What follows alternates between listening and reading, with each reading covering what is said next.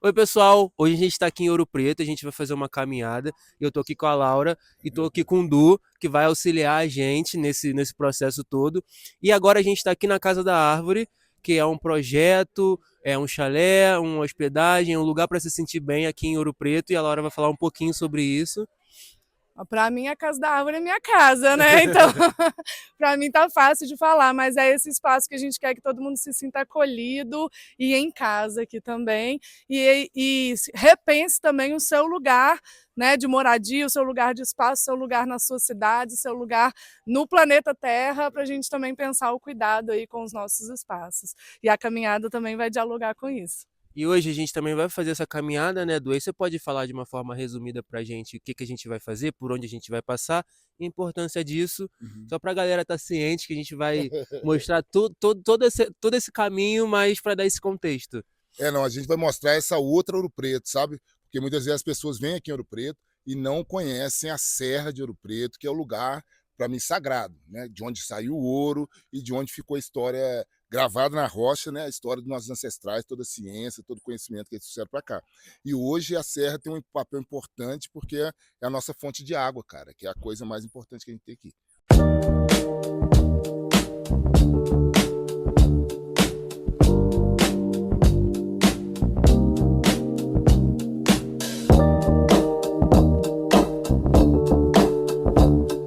É que daqui a gente está avistando algumas estruturas do que é chamado hoje de Parque Arqueológico do Morro da Queimada. E aí eu estou contando para o pessoal que antigamente era o Arraial do Ouro Podre, era onde se tirava também muito ouro aqui na região e onde foi organizada uma rebelião de fato libertadora dos povos que estavam aqui, né? Era uma rebelião, depois ela ficou conhecida como Rebelião do Filipe dos Santos, mas o Filipe dos Santos não foi o único à frente dessa rebelião, né? Hoje se sabe que a companheira dele, a Francisca Mina, também foi muito importante para essa rebelião. E ela, de fato, queria libertação também da escravidão, né? A Inconfidência Mineira, que é uma marca aqui de Minas, foi muito importante no período e tudo. Tem os seus mártires, né? O seu marco como Tiradentes, mas era uma revolta que não previa a libertação dos povos escravizados. Então era uma revolta de quem já detinha um certo poder, digamos que a burguesia da época, contra a coroa. E o povo escravizado ia continuar na mesma, entende? E a revolta de Filipe dos Santos, do Arraial do Ouro Podre, era de fato uma revolta libertadora. Então a gente precisa resgatar essa história, inclusive para fomentar aí resistências atualmente contra a colonização atual que a gente tem aí. Então, a colonização tem essa ideia de que os povos que foram colonizados eram bárbaros, pouco civilizados, né?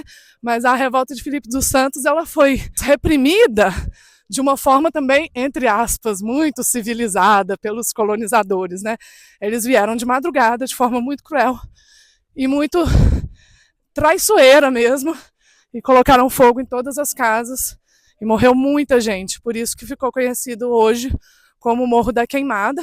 Então a gente tem as estruturas ainda remanescentes da mineração, do casario, onde as pessoas moravam, mas essas estruturas foram todas queimadas em resposta da coroa a essa rebelião. E o Filipe dos Santos fugiu e foi encontrado em Cachoeira do Campo, é um distrito distante aqui de Ouro Preto, e aí conta a história que ele foi amarrado às pontas aí nos cavalos e puxado e esquartejado, enfim. Então essa percepção de civilização também é bem interessante da gente pensar para repensar aí também a colonização. Mais da metade do consumo de água de Ouro Preto passa por essa caixa d'água aqui. Ouro Preto é dividido no meio, tem o rio da Barra ali, né, que passa ali no Glácio, na estação. Essa parte de cá do rio, ela é abastecida por essa caixa d'água aqui. Então isso aqui é um pulmão, né, vamos dizer assim, do sistema de abastecimento de água de Ouro Preto. Grande riqueza, né, que a gente tem de Minas Gerais. Minas Gerais é considerada a caixa d'água do Brasil, né, vamos dizer assim, porque as águas que caem aqui abastecem esse rio, tipo São Francisco, aí, que é comparado ao rio Nilo. Por tanto lugar que ele passa, vai irrigando, vai tendo riqueza sendo gerada pelo rio São Francisco. E essa água nasce aqui em Minas Gerais. E aí Minas Gerais é esse lugar da água. Agora acabaram de vender a companhia, né, de saneamento de Minas Gerais, como fizeram com a Sabesp, como fizeram com a SEDAI lá no Rio.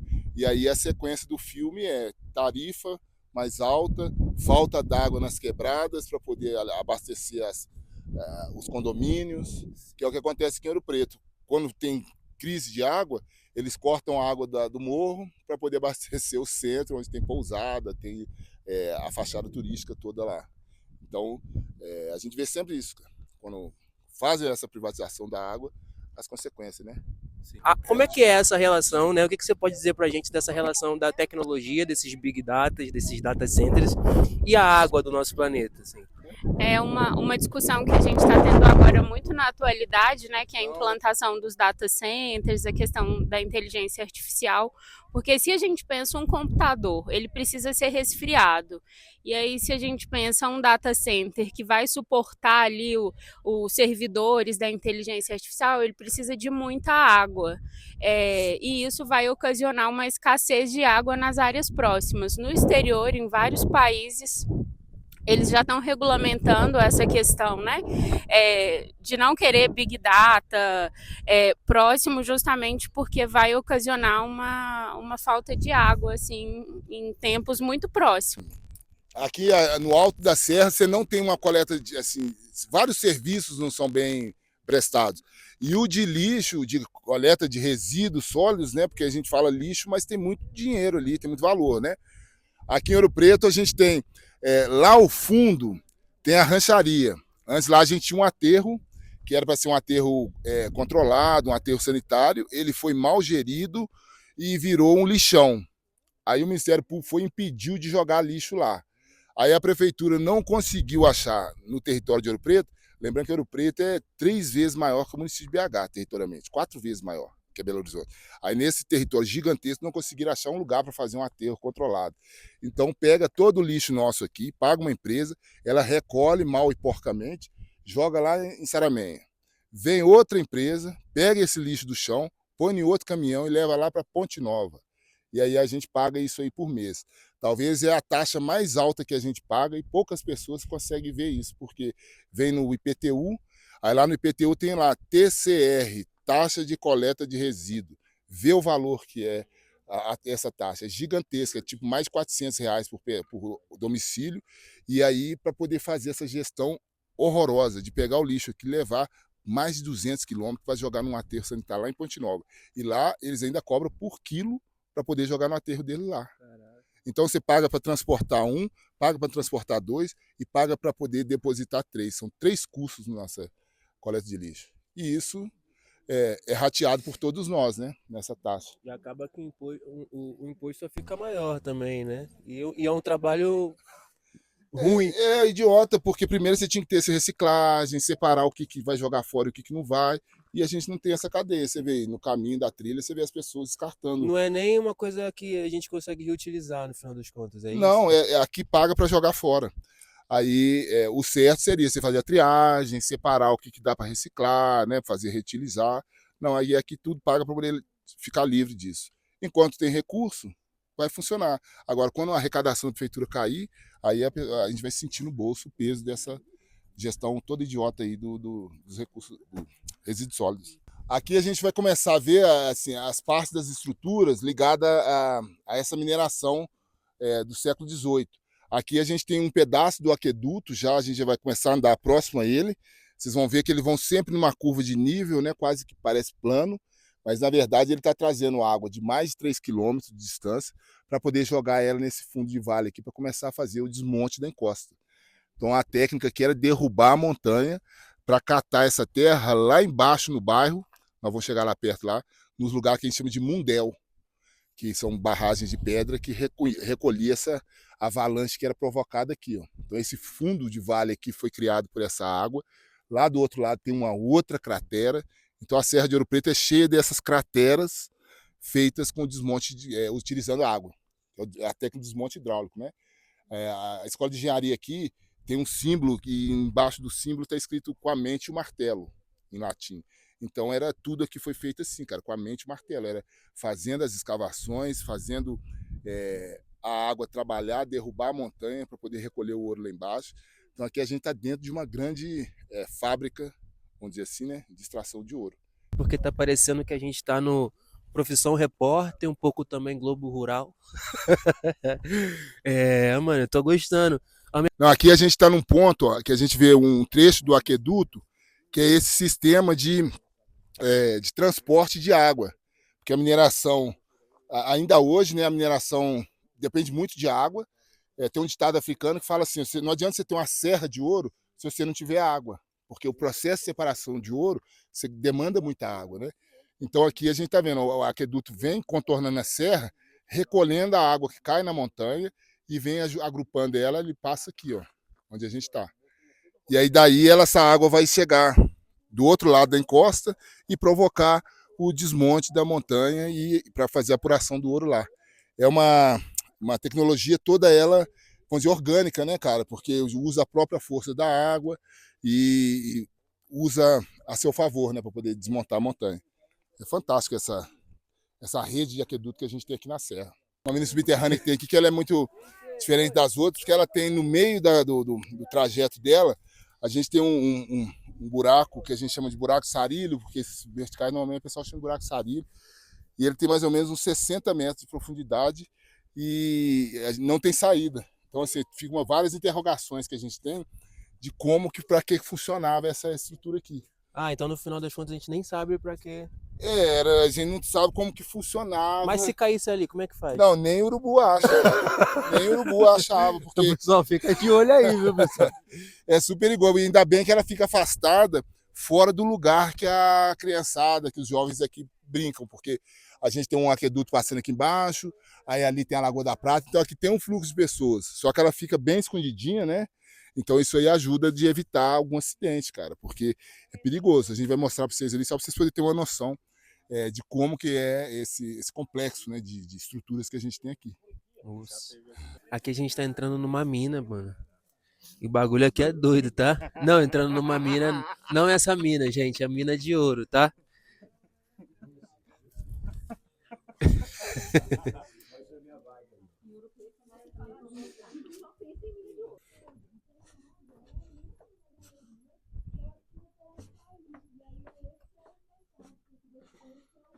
Irmão, e assim, à medida que você vai entrando, o oxigênio também vai ficando um pouco complexo, né?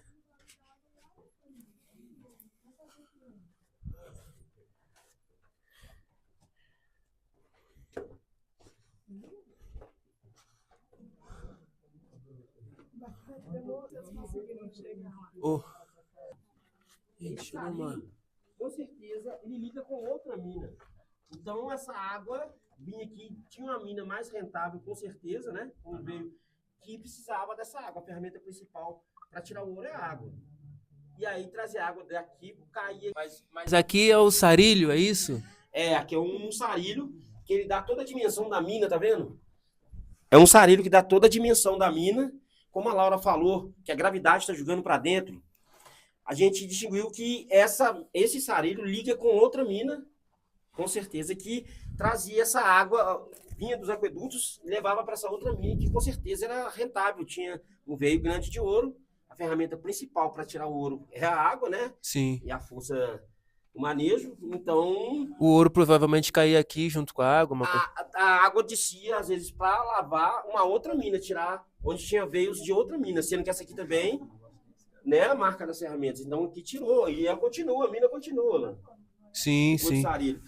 Mas por ele ter toda essa dimensão, a gente fica meio, o couro arrupeia, né? Sim. Porque é cabuloso. Sim. É muito cabuloso. Tem as marcas ali que a galera atravessava a madeira aqui para acessar o fundo, né? Olha lá as marcas, tá vendo? Sim. De lado e do outro. Quer dizer que cortava uma madeira e punha. Com certeza isso aqui, esse espaço aqui, já teve muito acidente, né, cara? Sim, pessoas morriam aqui. Com certeza. Diariamente, né, trabalhando.